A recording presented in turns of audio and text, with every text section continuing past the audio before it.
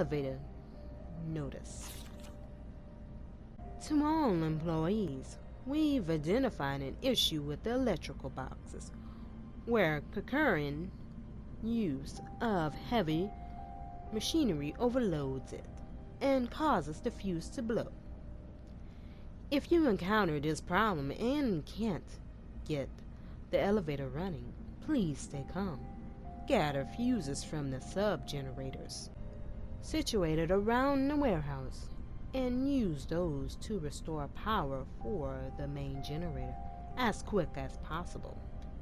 Employee memo. September 12th. Admitted 2 into male 45, female 32. Discarded male 60, female 89. September 15th.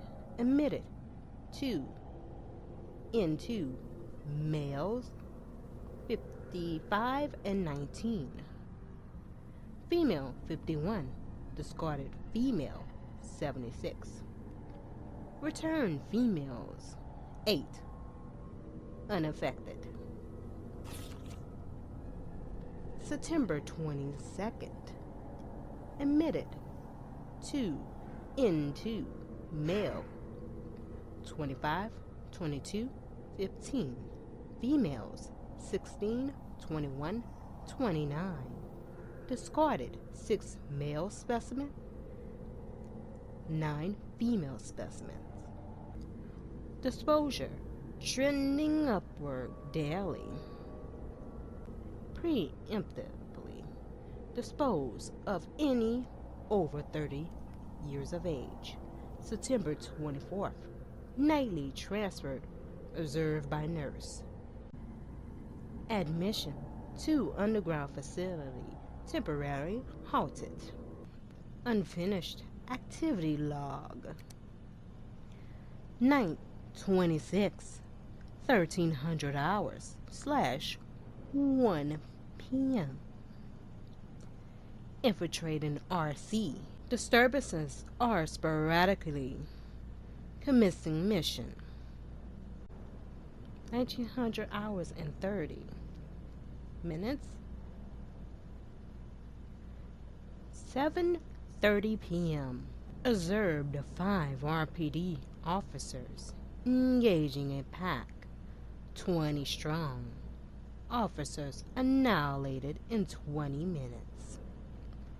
9/27, 1200 hours / 12 p.m. Test run at University. Divide pack INCL Carnivals to campus. 64% affected.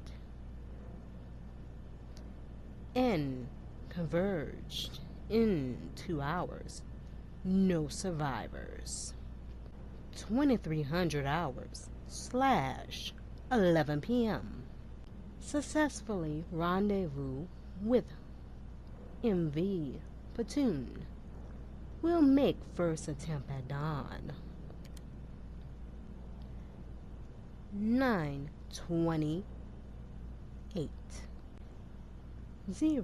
430 hours / 4:30 a.m. Divided pack tours command post. Results night skirmish in confined areas with large numbers of combatants. Video attached. 0800 hours / 8 a.m. End of skirmish. 7 survivors. 1800 hours / 6 p.m. Unknown bioweapon deployed at point D18. Tracking it per orders. It appears to be on the hunt. 2000 hours / 8 p.m. Got eyes on 2 stars. A male affected and female. Bioweapon is pursuing the female. 9th, 29th, 0000/12 a.m. Female JV has made contact with MV Platoon. Bioweapon appearance and behavior are consistent with Project N investigating. 0400 hours/4 a.m. Observed bioweapon wielding conventional weapons. It seems to be strongly fixated on terminating JV and knows the city layout. Evidence it can be imprinted. 0700 hours/7 a.m. Metamorphosis in the bioweapon triggered by a hostile encounter with JV. Video attached. JV has been affected and is non-responsive. Collecting samples per orders. 0030/12:30 a.m. Over 17 hours have elapsed since JV's exposure to the virus. Conversion has been slow, suggesting she may be resistant. 0400 hours/4 a.m. Vaccine recovered and administered to JV by CO, a soldier in MV platoon. JV expected to be fit for combat approximately 20 hours post-exposure. It seems clear the bioweapon is Project N. Contact with JV caused it to change and evolve. Will induce further encounters to attain more precise data. Nest 2 Employee Regiment. Attention Nest 2 employees. The objective of this T-virus research facility differs from those of Umbrella's main Nest facility. Here we focus on real-life use cases which arrives as new bioweapons are created and introduced, such as the need for T-virus vaccine and new weaponry capable of suppressing bioweapons. Some aspects of our work here can be dangerous, so it is imperative that all employees adhere to the workplace regiment. Without fail, in particular, unauthorized entry by unapproved visitors or the removal of work-related data or materials will be met with severe disciplinary measures. It is a great honor to be part of the finest research organization in the world. Keep this in mind and stick to the rules as we forge new and revolutionary technology. Essay on vaccine synthesis. On the role of antigens and adjuvants in vaccine synthesis. Dr. Nathaniel Warden, Chief Research, Spencer Memorial Hospital. To most effectively synthesize a vaccine, both an antigen and adjuvant are required. The adjuvant produces an immunity response, while the adjuvant increases the effectiveness of such response, leading to increased antibody produce. By combining samples of these two ingredients, one can create a potential vaccine. By processing the vaccine base with our proprietary equipment, a larger batch of vaccine can be created with astonishing ease. What's more, my latest adjutant and adjuvant samples yield unprecedented results of antibody produce, producing more than 1,000 times the yield of traditional materials. This not only makes it an effective vaccine, but also a potential way to eliminate the existence of infections. Weapon authorization request.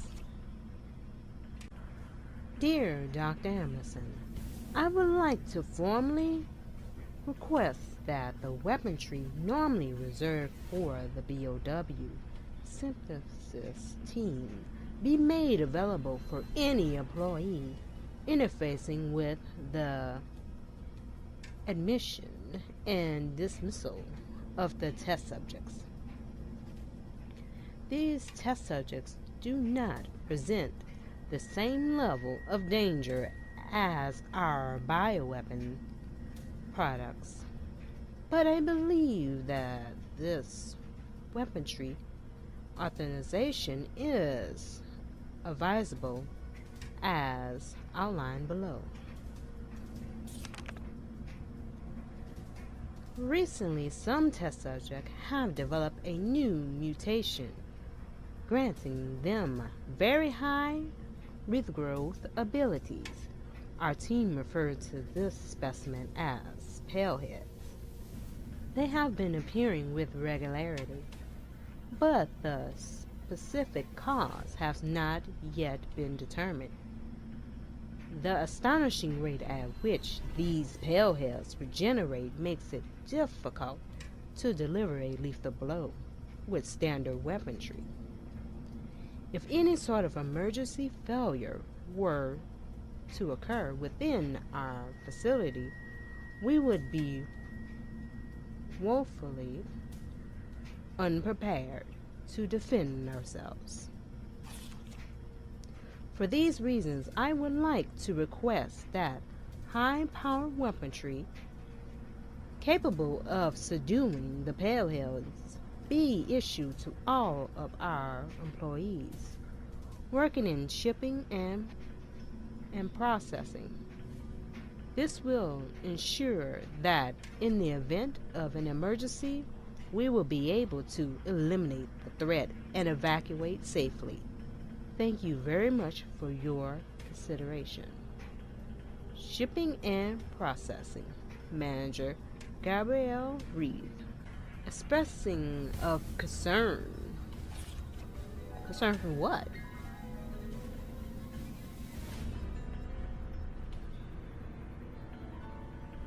Senior Fellow Dr. Frank.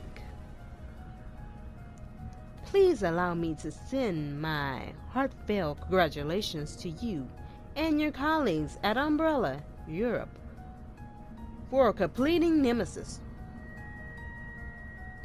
A truly remarkable achievement in the field of bio research, introducing a parasite organism into a tyrant brain to gain external control of it. How can I not marvel at such a wild idea? However, from a medical perspective, I must emphatically state my disapproval of this shift away from established umbrella policy. By turning to the use of parasites, you are setting a dangerous precedent. Virus can be kept in check. I believe an effective vaccine can be developed for any virus on Earth with abundant funds and a boundary of samples, of course. Can you say the same for parasites, however? doctors have tried in vain to develop a vaccine for malaria.